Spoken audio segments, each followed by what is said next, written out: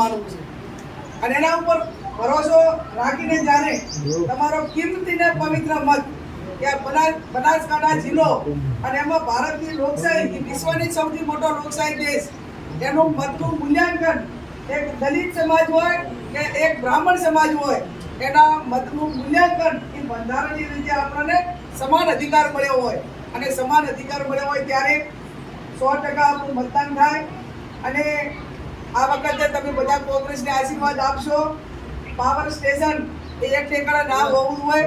ભૂતકાળમાં મેં ગણાયા ભેમાભાઈ હોય, રોલી ભેમાભાઈ હોય, હોલી ભેમાભાઈ હોય, દલુભાઈ હોય, દલસિંહભાઈ હોય, જોઈતાભાઈ હોય, ભાવજીભાઈ હોય, પરબતભાઈ હોય. આ બનાસકાંઠામાં અનેકની જોડે સમયને સંજોગો વસાર બધાની જોડે કામ કર્યું છે અને આ બનાસકાંઠા જિલ્લો એવો હતો કે સર્વ સમાજને સાથે રાખીને નેતૃત્વ પૂરો પાડતો.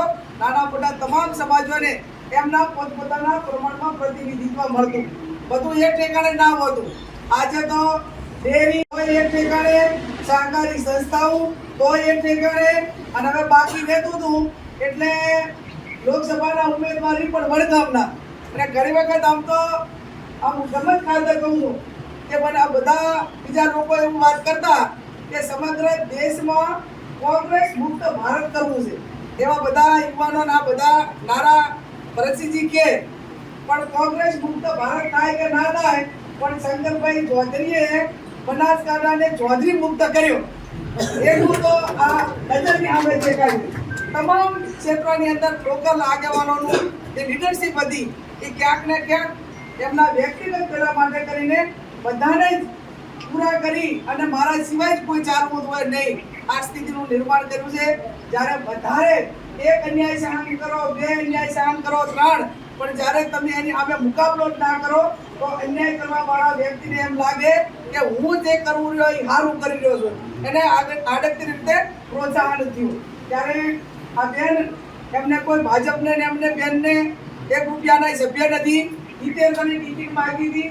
70 માંથી બ્લોકર બનાસકાંઠાનું કોઈ ના ગમ્યું અને કોઈ ના ગમ્યું એટલા માટે અંદરો અંદર પણ એમનો એવડો મોટો અસંતોષ થયો છે કે અસંતોષમાં ઘણા બધા આગેવાનો એમ કહે છે કે ભાઈ અમારે આ વોટ આપવો તો શા માટે વાલી હોય. બ્રાહ્મણ વાલ્મીકી કરીને બ્રાહ્મણ સમાજમાં આજે આ ટેકનોલોજીના માધ્યમથી આજે ક્યાંક વધારે પડતી આઝાદી એના કારણે ક્યાંક ને ક્યાંક આપણી બેન દીકરીઓ નાના મોટી ભૂલ કરે. કોઈ પરિવાર એની પેઢીની આબરૂ ભેગી કરવા માટે પેઢીઓ દર પેઢીઓ ઘસાય, પ્રસંગો હાચવે, ગહારો ખમે, નાના મોટા તકલીફો સહન કરે અને જ્યારે એ સમાજની કે કુટુંબની દીકરી બીજા સમાજ જોડે લગ્ન કરે અથવા તો બધે કોઈને લઈને ભાગી જાય અને લવ મેરેજ કરે ને ત્યારે એ આખો પરિવાર તો ધરાશય થઈ જતો હોય છે પણ એનો પરિવાર ને એના આજુબાજુના હગાવાલાને પણ એનું લાસણ લાગતું હોય છે. એ વિધાનસભામાં એક જ અવાજ ઉઠાયો કે અમે લવ મેરેજના વિરોધી નથી પણ લવ મેરેજમાં કાયદામાં તમે એવો સુધારો લાવો કે જેને લવ મેરેજ કરવા હોય એની માતા પિતાની સંમતિ હોય, એની અંદર પંચમાં સહી કરવા વાળા હોય, એ દીકરીના ગામના જ 5 જણા પંચમાં સહી કરે અને એ લગ્નની નોંધણી એ ગામના તલાટી જોડે ગામની લગ્નની નોંધણી થાય. આવો કાયદામાં સુધારો લાવો તો તલાટી એ ખોટા લગ્ન ના નોંધે અને ગામમાં પંચવાળા કોઈ લગ્નમાં નોંધણી ખોટી કરે કે એમાં સહી કરે ખરા કોઈ કદી ના કરે. અને મા બાપને ગમતું હોય તો બધે આવું બધું થાય તો એમાં કાંઈ સર્વસંમતિ વાળો વાંધો હોય નહીં. અને આવો કાયદામાં સુધારો આવે તો આ બધી બબાલો મટે કે ના મટે. અને એના અનુસંધાને ગુજરાતના મુખ્યમંત્રીએ પણ આને સ્ટેટમેન્ટ આપ્યું અને એને આગળ વધારવા માટેના પ્રયત્નો કર્યા. ત્યારે આ ખૂબ મોટી સમસ્યાઓ એનો અવાજ એ નીચેથી ઉઠવાનો હોય અને કોઈ પણ કાયદામાં સુધારો સમયાંતરે જરૂરી છે. ઘણા કાયદાઓ સુધારો થયો છે સમયાંતરે જેમ સમય પરિવર્તિત થાય એમ જે કાયદો ને સરપંચની ચૂંટણી હોય તો એમાં ફાયદો નહીં તો અમારે વોટ આપવો તો કયા એજન્ડાના આધારે આપવો. એટલા માટે કરીને કાકાભાઈ સાહેબે કીધું કે જ્યારે શરૂઆત હતી ત્યારે તો એમ લાગતું હતું કે ભાઈ કોણ ઉમેદવાર આવશે, શું થશે, પણ જ્યારે બંને ઉમેદવારો જાહેર થયા ત્યારે હવે તમામ સમાજોમાંથી આવકાર મળી ગયો છે. આજે આ એક ટિકિટ ઠાકોર સમાજના એક ઉપર નથી, આ 19 લાખ મતદારો છે અને 19 લાખ મતદારો છે ત્યારે મારે વ્યક્તિગત રીતે કોઈનો મારે પરિચય તમામને હું એકને ઓળખું, રાજકારણની રીત પણ જાણું છું કે રાજકારણમાં પ્રજાના પ્રતિનિધિ તરીકે કયા વિસ્તારના કયા પ્રશ્નો કઈ રીતે ઉઠાવવા, એમને કઈ રીતે ન્યાય અપાવવો, આ હંમેશા 11 વર્ષની અંદર કર્યું છે. ત્યારે આપ સૌને મારી બે હાથ જોડીને વિનંતી છે કે એટલી હું તમને બધાને ખાતરી આપું છું, તમારા બધાના આશીર્વાદથી લોકસભામાં જવાનું થશે તો સૌથી પહેલા 2 મુદ્દા મેં ઉઠાવ્યા છે.